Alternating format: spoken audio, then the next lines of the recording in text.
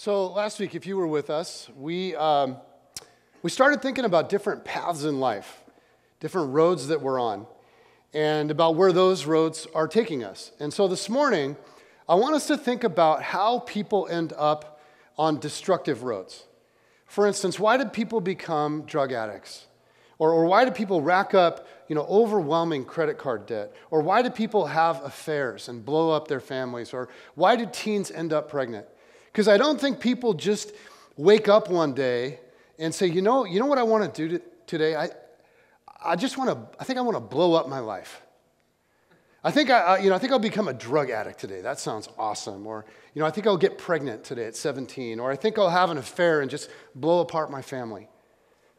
People don't just wake up one day and do this stuff, but this stuff happens to people all the time, to good people, to people that really are intending to make good decisions. Why is that? Well, I'm sure there are a variety of reasons. Okay, there are tons of factors, and I don't want to oversimplify this, but today I want to talk about a huge factor in our decision making. I want us to think about the kinds of questions that we ask. So before we head down a certain path, we usually ask some questions. And the kinds of questions that we ask deeply impact our decisions. Our questions frame the way that we think about issues. So let me give you a very common in the church example. When Christ followers date,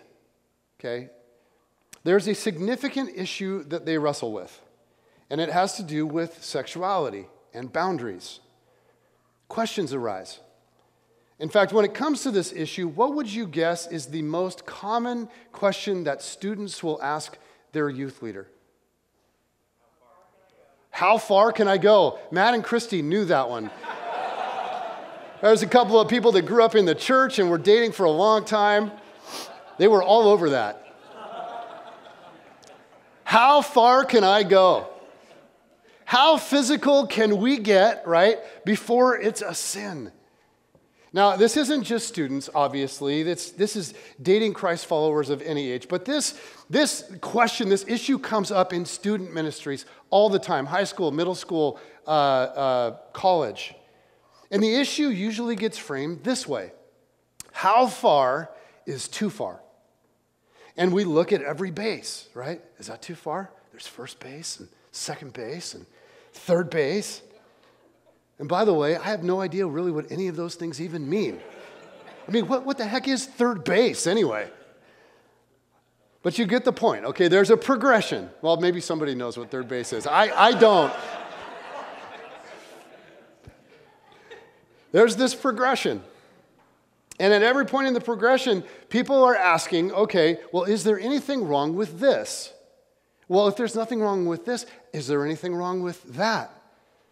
How far is too far? How far can we go? And essentially what we're saying by framing the issue with this question is, wherever that line is that we shouldn't cross, we want to get as close to that baby as humanly possible. Like we want our toes dangling over that baby. How far is too far? How far can we go? Can we do this? Can we do that? And of course, what's maddening is the Bible is silent on exactly what you can and can't do. The Bible says that sex is fantastic and that God made it. That husbands and wives should fully offer themselves to one another. That it's an important part of loving and serving your spouse. That it should be fun and it should be intimate and it should be enjoyable and it honors God. But it's reserved for marriage. The Bible doesn't say, but before marriage, there's all this other stuff you can do. So you can touch like this, and you can touch like this, and you can do this. But not like this. So you can do this and this, but don't ever do that. And of course, for singles that are in the midst of this, and this is their reality, the silence of Scripture on this is maddening. Because if it would just spell out the boundaries, if it would just tell us how far is too far, we could just follow all the guidelines, right? That's not how it is. It's kind of a big mystery. And this is interesting to me because different people I've known over the years, different Christians in different contexts, have taken a variety of approaches to this whole issue. Some of them are very conservative, as you would imagine, and some of them not so much. I had a roommate in college that got advice from his youth leader, and it was very simple, pretty black and white. His youth leader said to him, whatever you do, okay, stay vertical. Okay, don't get horizontal, just stay vertical. So if you're gonna kiss, stay vertical. If you're watching a movie, sit up, okay? Whatever you do, don't get horizontal. That's when things get crazy.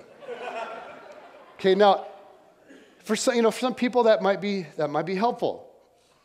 The problem that I have with that one is, honestly, you can do a lot staying vertical.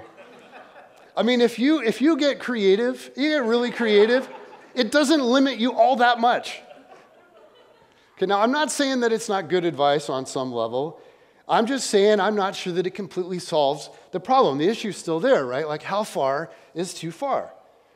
And then there's another one that gets thrown around a ton. It's sort of this one, which seems like it's very freeing, and then the tagline not so much, goes like this. Just do whatever feels comfortable and natural for you. Do whatever you'd feel good about if Jesus was right there with you. So go for it as much as you would if like Jesus was just sitting right next to you on the couch. So just envision Jesus sitting next to you, watching everything that you're doing. You're holding hands and you look over and there's Jesus. You're hugging and over your boyfriend's shoulder, Jesus. You fill in the blank, okay, and there's Jesus. And if you would do it with Jesus there, then just go for it. Now, that one kind of cuts out a lot of stuff, I hope. And again, this is something that dating people that I know have used, and I'm sure that there are people that have found it helpful, but I'm not completely in love with this one either. Because to me, this one makes Jesus kind of creepy. The idea of Jesus just sitting around watching everything, to me, it's just a little creepy. And it kind of makes Jesus a downer. And yeah, it's true, Jesus is always with us. He's everywhere. But this is, just as a little side, isn't this also true once we're married? And I don't think that's a very helpful image for marital intimacy, So what's the answer?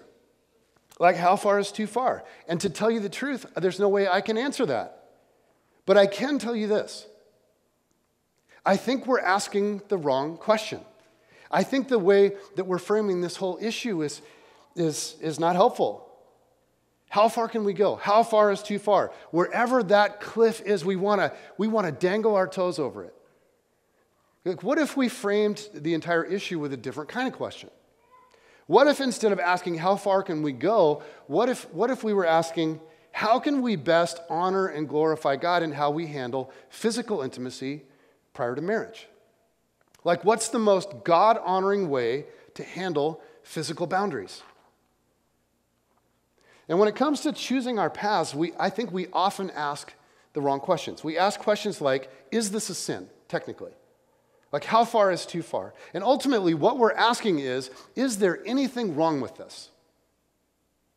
And it isn't just dating students, okay? This is all of us. This is the same basic question that we tend to ask about all kinds of things. Is there anything wrong with buying this new car? Okay, even though the old one works just fine and I don't happen to have any payments. Is there anything wrong with going to lunch with my coworker? My very attractive coworker, even though I'm married and even though he's married and has 3 children. That's not a sin, is it? Is there anything wrong with that? And is there anything wrong with emailing him when I get home? Is there anything wrong with buying him a birthday gift? Anything wrong with telling him about my troubled marriage? Is there anything wrong with going out with everybody after work? Is there anything wrong with having a beer or 2 or 3 or 5? When it comes to beer, how far is too far? Is there anything wrong with having one? Well, how about 3? How about 5? Is there anything wrong with watching this kind of movie? Is there anything wrong with visiting this kind of website? Is there anything wrong with Facebooking my old girlfriend, even though both of us are married now?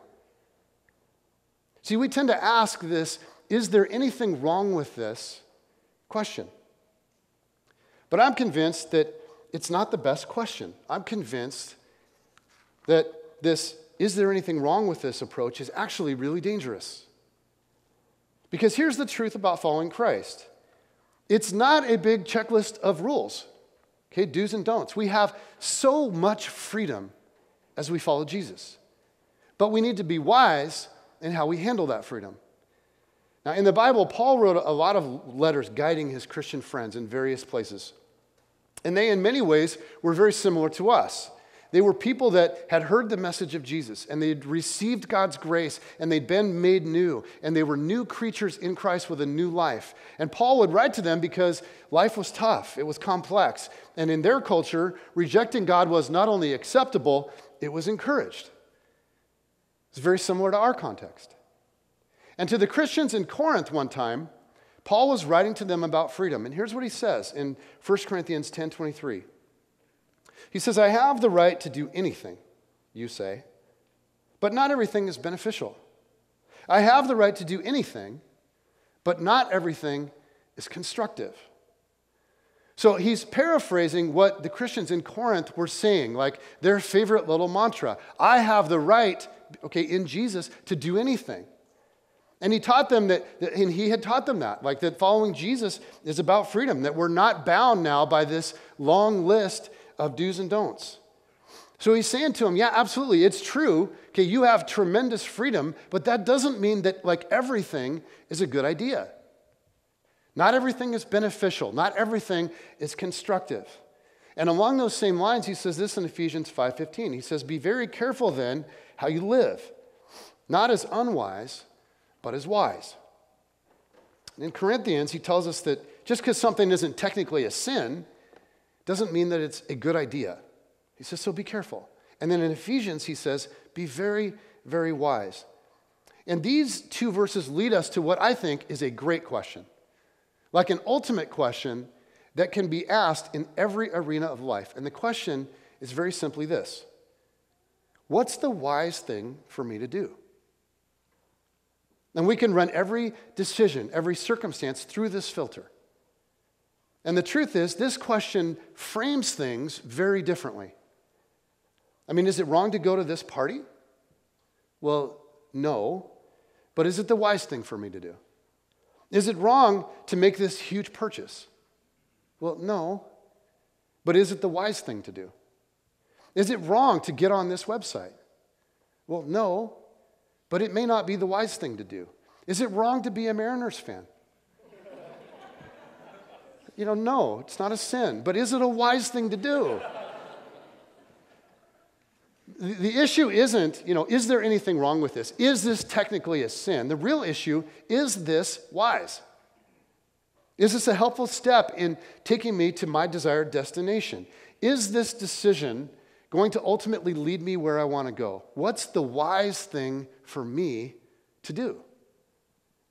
And the answer to this question in a given situation can be deeply personal. Because what might be wise for you might not be wise for somebody else. What might be wise for me might not be wise for you at all. Now, obviously, there are certain things that are very much black and white. Okay, there are several things in this world that just aren't good for anybody ever. So let me just say that, it's never a good idea for you to smoke crack. Okay, I don't care who you are. I don't care your situation. Smoking crack is a bad idea. Okay, sleeping with someone else's spouse, it's always a bad idea. Okay, so I'm not talking about that stuff. I'm not talking about gray area. I'm talking about gray areas. I'm talking about things like boundaries in dating. What might fit for one couple might not fit for another one. Things like having a glass of wine. Things like financial management. Things like what kind of music to listen to or what kind of movies would be okay to watch. And when it comes to this kind of stuff, what's wise for one may not be wise for another. So what I want us to do is consider some factors in what's wise, kind of some personal factors.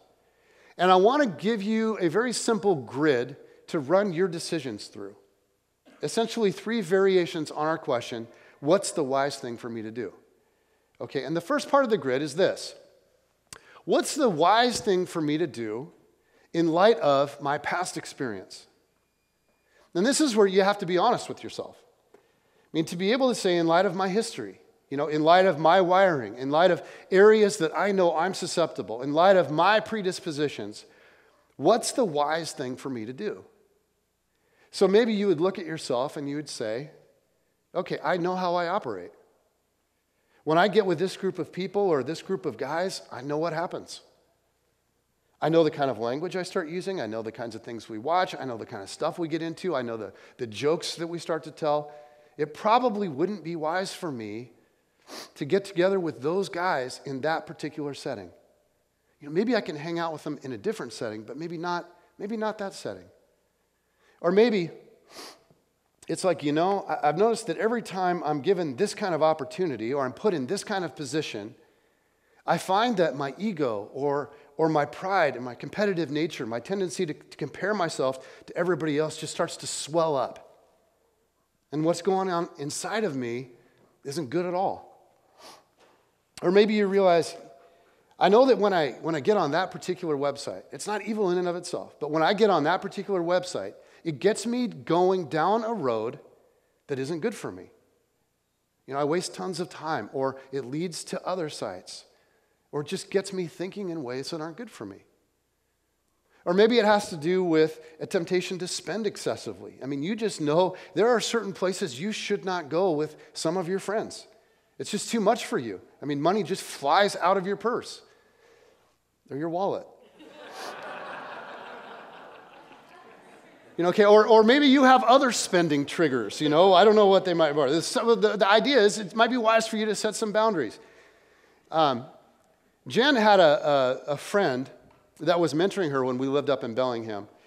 And this lady made a decision to avoid all 80s music. And the music always, just for her, she had come out of the party scene in the 80s. And the music always sort of just turned on. It was like a switch. It just turned on the party mentality for her. This mentality of I'm chasing guys and I'm going to get crazy sort of mentality. Like even in her car, like woo. So for her, the music was a trigger. Now, she would have never said 80s music is inherently evil. People that listen to 80s music are spawns of Satan. She just said, for me, listening to it is not a wise thing to do. It doesn't put me in a good place. And so that's it. Because of your wiring and your experiences, this can be very, very personal to you. And this can very much go the other way as well. There may be things that are perfectly okay for you, things that other people need to avoid, that for you, they're like a non-issue. I mean, maybe for you, you can have all the junk food in the world around you and it's no problem. Maybe you're able to consistently make healthy choices. You just don't struggle with that, whatever it might be. Of course, we want to be sensitive to the people around us and go, well, it doesn't bother me, so I'm going to surround you with it too. And then you watch them just go down to the pit of hell. Just kidding. I don't think that glazed donuts would do that necessarily, but. Okay, back to the music realm for a second.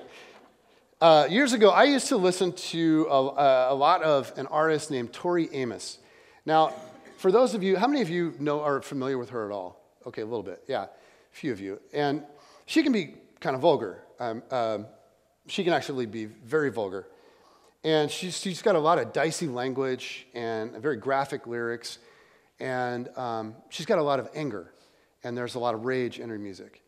And so I would listen to that, and Jen would come in the room, and she'd just be like, why do you listen to that? Why do you listen to that? But for me, internally, this angry graphic stuff impacted me. It actually impacted me in a good way. It enabled me to feel the ache of God's heart. She had this album called Little Earthquakes, and to me, it was like musical genius. I mean, Little Earthquakes and The Wall. I love The Wall. Genius. But on this album, she bore her soul. I mean, it was just born out of her life experience. And just a little bit of her experience. She was raised by a pastor, okay? She's a pastor's kid. And somewhere along the way in that church life, she had a terrible experience. And so she's just irate with Christians and with the church. And on top of that, at some point, she'd been raped. And so there's so much hurt and there's so much confusion and rage. And all of this would just come out in the music. It was filled with all of this emotion, and it affected me. But the way that it affected me was that it actually drew me closer to Christ. Because I'd listen to all of her pain in the music, and I would think about, honestly, hurting people. Or I'd think about people that had been wounded by Christians and the damage that does. Or people that had been abused in some way, and because of that, we're angry with God. And my heart would break. And I felt like, as I would listen to this, I felt like, God and I were on the same page. Okay, but for people that are wired differently from me, I can certainly see how that kind of music might have a really negative impact. So that's the thing with all of this. This is very personal stuff.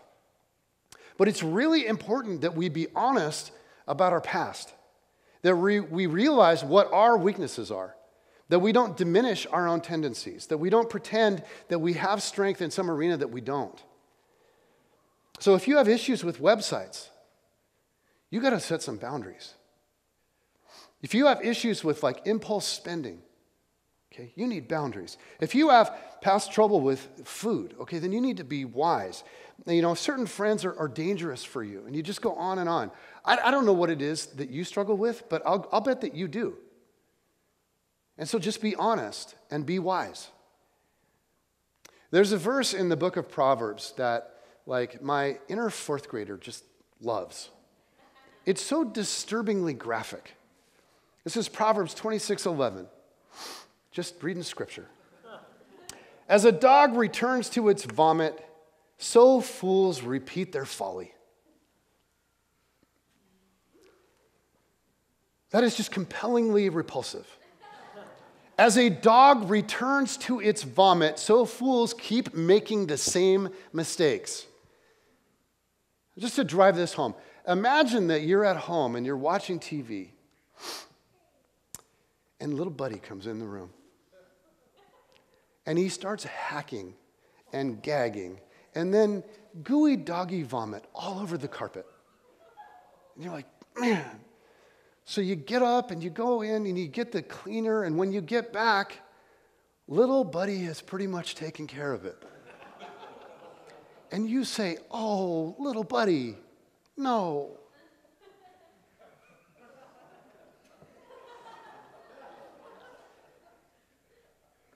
Repeating your folly, making the same mistakes, okay, is repulsive. That's the point of this verse. All right, okay, another way to think about the question. What's the wise thing for me to do in light of my current reality? Now, this could be your current emotional state. It could be a particular season of life that you're in. It could be just a unique circumstance that's going on in your life. How many of you have ever heard that it's not a good idea to go grocery shopping when you're really hungry? Yeah, because your current reality is going to impact your decision making, right? You're there, you're starving, you're famished, everything looks good. And you end up buying things that you don't need in quantities that are absolutely ridiculous. Like 5 bags of pirate's booty. Really? What's the wise thing for me to do in light of my current reality? I have a friend whose dad passed away after a full life. And of course, mom was devastated. His mom was devastated by the loss. And after a couple of months, soon after the passing, she said, I don't need this big house. I just need to downsize. And my friend applied this principle and said, Mom, okay, but I think this is not a great time to make a major decision like that. You're grieving the loss of your best friend, your husband of 50 years, your lover, your companion, a man that you created memories with in this house. And I'm not saying that you shouldn't downsize eventually. I'm not saying that moving is a bad idea. I'm just saying you're not in a good spot to make that kind of decision right now. Okay, let's just give this a little time. So I'll find you somebody to help with yard work and help with all the things around the house that you need. Let's not make another major life change right now. What's the wise thing for me to do in light of whatever my current reality is? I mean, maybe your station in life really affects what would be wise for you.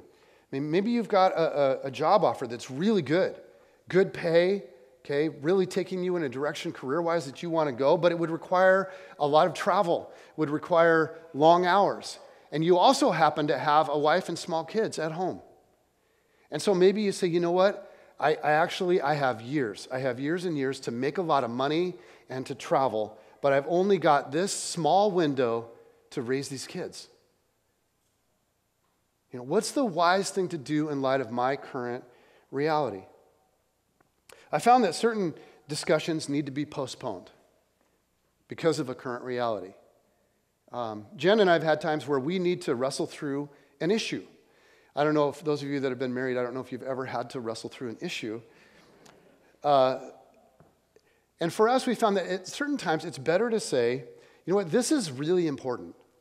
In fact, it's so important that we actually need to table this for the moment. Because I'm too mentally or emotionally exhausted to give the energies to this that it requires. Okay, so let's agree we're going to talk about this and let's set a time to pick it up. Okay, or we might say, you know what, I know this is going to be a really emotional issue for us. Let's wait until we've eaten something so that we don't both have low blood sugar and that low blood sugar rage. Let's wait until we're done with that. What's the wise thing to do in light of my current reality? And then finally, what's the wise thing for me in light of my future hopes and dreams?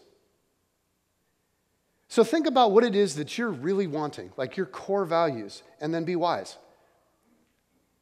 Will whatever this thing is that you're considering ultimately get you to the place that you want to be? Will making this purchase, will going to this restaurant, will dating this guy, will skipping this class, will taking this promotion, going to this party, taking this risk. In light of your future dreams, is this a wise thing to do? And I'll tell you one place that I eventually want to be. And I've shared this before. But I have this compelling vision that inspires me. I want to be sitting on a porch years from now sipping lemonade. And I want to reach over and grab the hand of my still beautiful but very gray-haired wife. And I want our wrinkled, leathery hands to come together. And I want to know that I've shared my entire life with this woman, that we've raised kids, and that we've watched them raise kids, and that we've traveled and we've served God to the fullest of our ability, and we've seen him do incredible things, that we've endured some really hard stuff together over the years, and that we've also experienced some unbelievably cool things together, that we've started a church and watched God make it strong and vibrant. We've had some of the greatest friends in the world, that we've cared for each other, by that point, probably through some medical stuff, that we've served together in the developing world, that we've remodeled houses and loved our neighbors. And I want to be able to put my wrinkled hand in her wrinkled hand. And we don't even have to say anything, but just knowing that for better or for worse, we have tackled life together, that we've shared life together. And God willing, okay, barring accident or illness or some tragedy, I really, really hope to get there someday. I've got my sights set on that. It's going to be really good lemonade. And to help ensure that we get there, we've set up some boundaries for ourselves. We're very careful and we're very protective of our marriage in certain ways. We take Mondays off completely, off of work together, and we spend them together, okay, period. Now, would it be wrong? Is there anything wrong with spending the day apart? Is it a sin? Well, no. But we're very intentional about our Mondays. We also have pretty serious boundaries when it comes to opposite sex stuff. I don't meet with women in places where we're alone, can't be seen or heard. Like if I need to meet with somebody from the church, that's perfectly okay, but we're going to do it in public somewhere. Maybe a Starbucks. And Jen always knows beforehand when I'm going to be meeting with someone, and we always talk about afterwards, kind of generally speaking, how it went. Neither one of us will ever ride alone in a car with a person of the opposite sex, like unless there's an emergency or some, extenuating circumstance. And in that event, we talk about it beforehand and we talk about it after. Now, is it a sin for me to ride in a car with a woman? No, of course not. But we're just trying to be wise. Both of us have given each other full access to our email. She can check mine, I can check hers. We just don't want any temptation for either of us to sort of get involved in a secret life. Now, this stuff does not by any means ensure a long life together, but it helps. Is it inconvenient sometimes? Yeah, it is. Does it restrict certain kinds of freedom? Sure, absolutely, you bet. But I'm convinced that it's worth it. In light of our future hopes and dreams, it seems to us the wise thing to do. Now, Jen and I made some friends, kind of unusual friends, several years ago. And I'll call them William and Mary. We met when Kate and Cam played t-ball with their kids. So this is going back a little ways. And after practice one day, William was talking to Jen and I, just kind of hanging around after practice, and one of these guys is just super friendly. One of those guys, I don't know if you've met these guys that are just like crazy outgoing. And he and his wife had just moved to the area, and they didn't know anyone, and so I asked him, what brought him here? And he said, his job. And so I asked him, what do you do for a living? He said, I'm in sales. I'm a drug rep. Now, I didn't ask, but he just volunteered to us that his hottest selling product was Levitra. And then he went on to tell us how incredibly effective it is. How it's way better than Viagra or Cialis. And it's almost like I was the doctor in an office somewhere and he was pitching the product to me. And then he looked at me and he said, not that guys like you and me need that stuff. And I said, and then Jen said, and there was kind of an awkward pause. And then he said, hey, we should get together. We should get our families together. We're like, yeah, that sounds awesome. So he's like, well, let's exchange business cards. Do you have a business card? And I said, yeah, I do. And so he went to his car, and he grabbed his business card, and he brought back a company pen with him from Levitra. And he showed it to me, and it's kind of unusual. And so because it's unusual, this was over 10 years ago, but I happen to still have it. So it says Levitra on the front here, and there's a little button that you push because you can't actually write because it's kind of folded up. And so you in order to write with it, you have to...